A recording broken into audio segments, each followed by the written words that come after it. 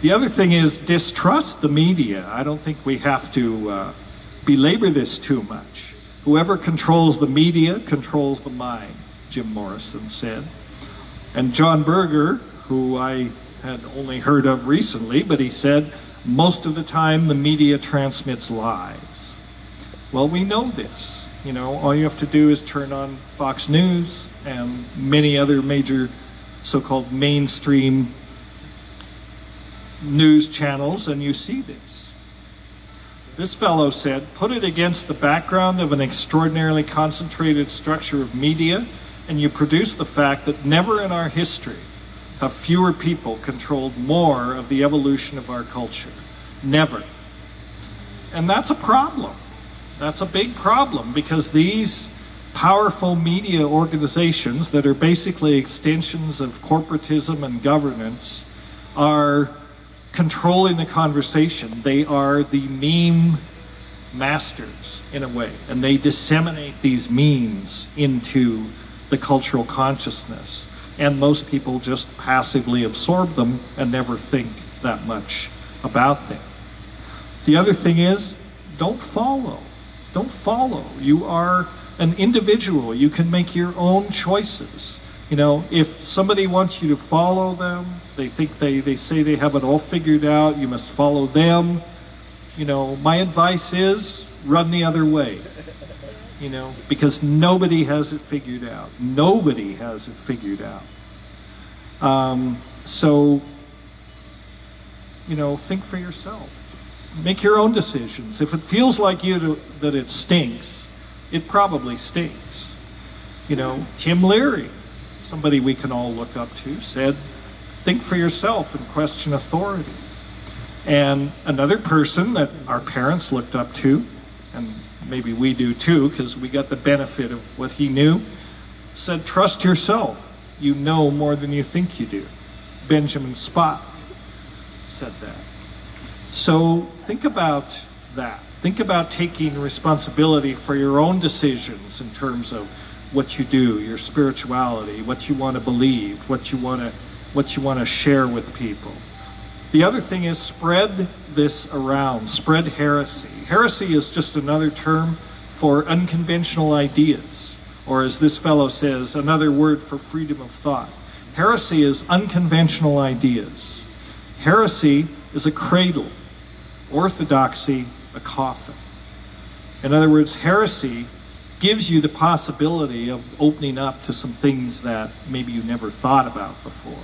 Maybe some things that the death culture, would really you rather did not think about. And here's one I love. All truth passes through 3 stages. First, it is ridiculed. Second, it is violently opposed. Third, it is accepted as being self-evident. And if you think about that, well, it's true. And so hopefully what I'm promulgating here will be one of those.